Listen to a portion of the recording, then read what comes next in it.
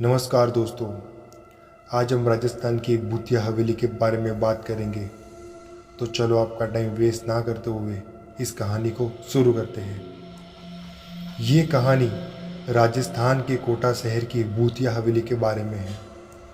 ये हवेली राजा महाराजा के समय में बनाई हुई थी, लेकिन पिछले 18 सालों से इस हवेली में आज तक कोई भी रहने के लिए नहीं आया था।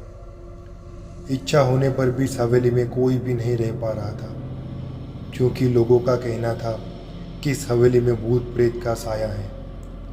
जब अजीत सिंह को इस हवेली के बारे में पता चला तो उसने तय किया कि वो इस रहस्य को जानकर ही रहेगा, क्यों लोग इस हवेली में नहीं रह पा रहे हैं। उसने मजबूत इच्छा शक्ति से हवेली में रहने की पूरी तैयारी कर ली। जब उसने हवेली के अंदर जाने के लिए पैर आगे बढ़ाए तो दरवाजे पे किसी अनजान व्यक्ति ने उसे रोक लिया और नज़दीक जाके बोले, कौन हो आप और किधर क्यों जा रहे हो। अजीत सिंह ने जवाब देने के बजाय उसने सामने सवाल किया, जी आप कौन। फिर उस व्यक्ति ने कहा, मेरा नाम अर्जुन सिंह है और मैं यहीं पास में ही रहता हूँ। अजीत सिंह ने कहा, ओह अच्छा, मैंने सुना है कि यह एक भूतिया हवेली है और यहाँ कोई नहीं आ पाता है, इसलिए मैं इस हवेली में एक दिन रुकने का फैसला किया है। अर्जुन सिंह ने कहा, जी हाँ, आपने सही सुना है और आप भी अंदर मत जाइए। मेरी माने तो आप भी वापस लौट जाइए, यहाँ बहुत खतरा है।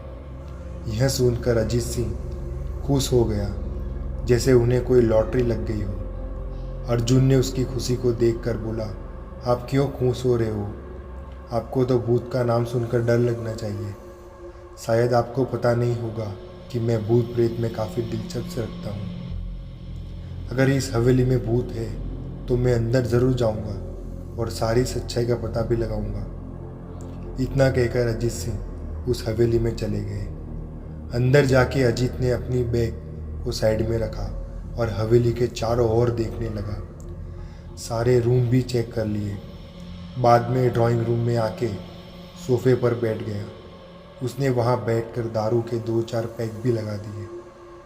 वहीं अचानक उस रूम में लाइट का एक बल्ब चालू बंद होने लगा, लेकिन अजीत सिंह ने उस पर ध्यान नहीं दिया।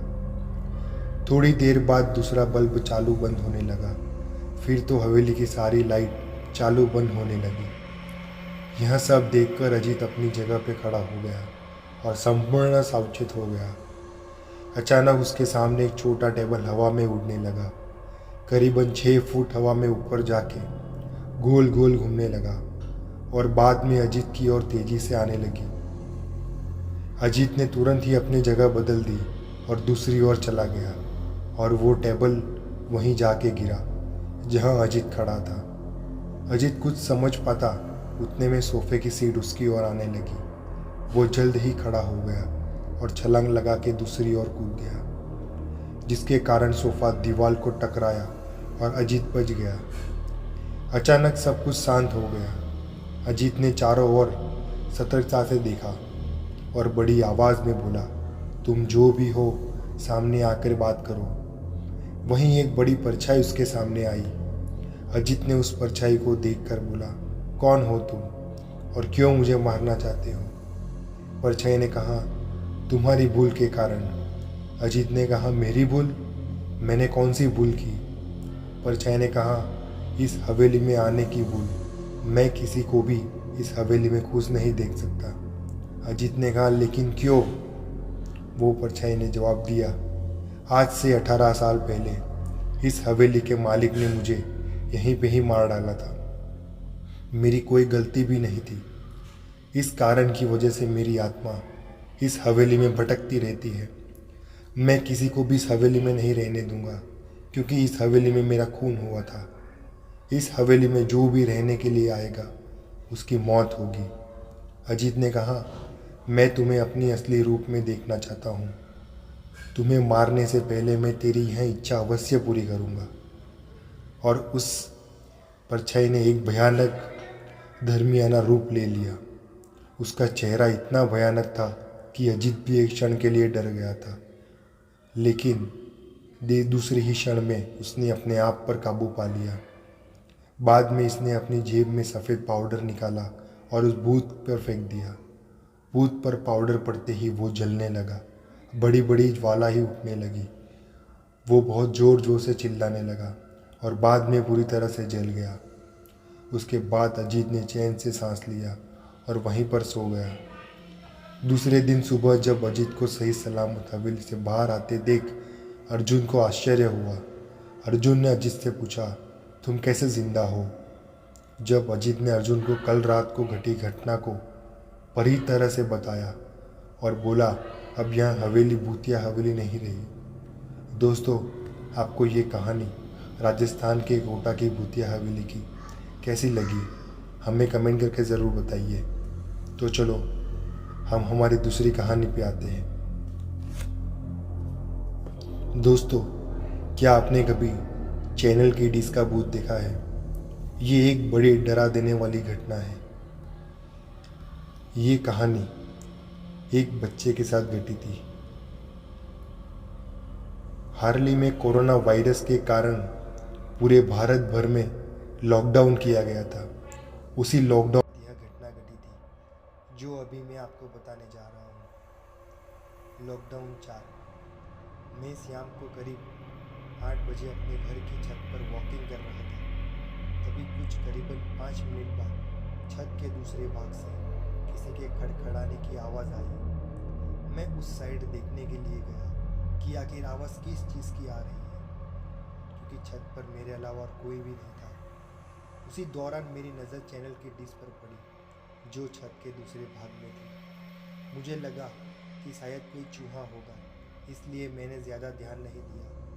कुछ देर बाद फिर से वही आवाज़ आई। मैं तुरंत वहाँ से जाके देखा तो मैं स्तब्ध हो गया था, क्योंकि जो चैनल की डिश पहले जिस जगह पे थी उस जगह से 5 फीट दूर पर चली गई थी। मेरी समझ में कुछ भी नहीं आ रहा था, आखिर ये हुआ तो कैसे हुआ।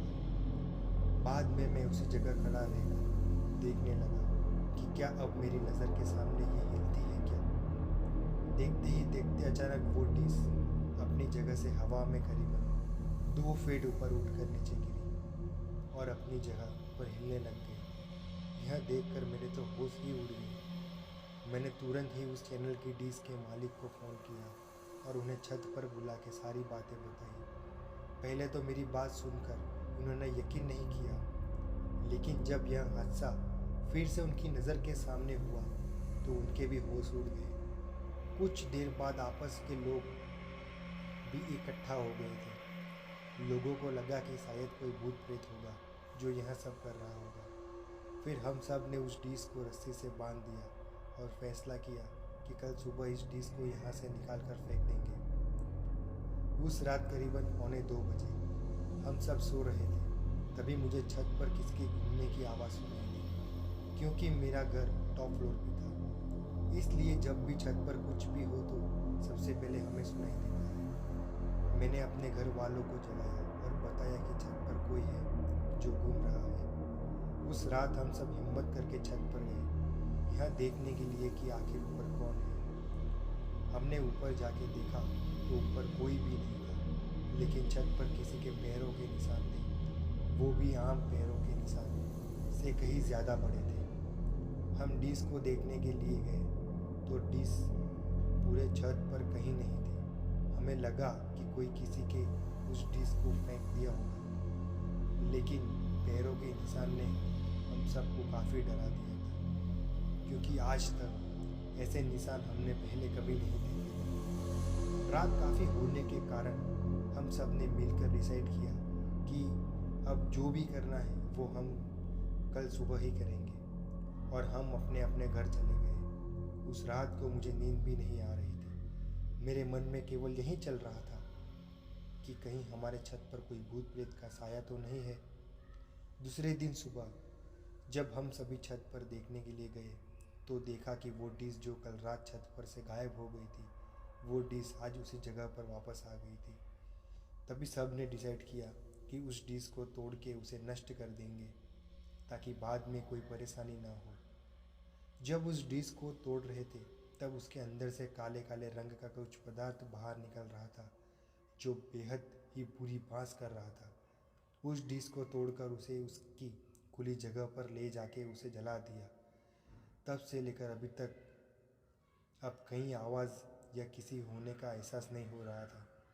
दोस्तों, आपको ये कहानी कैसी लगी हमें कमेंट करके ज़रूर बताइए, क्योंकि ऐसी घटनाएं काफ़ी घटती है लेकिन किसी को पता नहीं चलता। लेकिन किसी कहानी के माध्यम से किसी ने देखा हो, वो अपनी बातें सोशल मीडिया पर शेयर करें तो हमें उस बात का पता चलता है। तो दोस्तों, अगर आपको भी ये वीडियो, ये कहानी अगर अच्छी लगी हो तो हमें कमेंट करके ज़रूर बताइए और हमारे चैनल को लाइक एंड सब्सक्राइब ज़रूर करें ताकि हमारी नई आने वाली वीडियो आप तक पहले ही पहुँचे। तब तक मिलते हैं नेक्स्ट वीडियो में।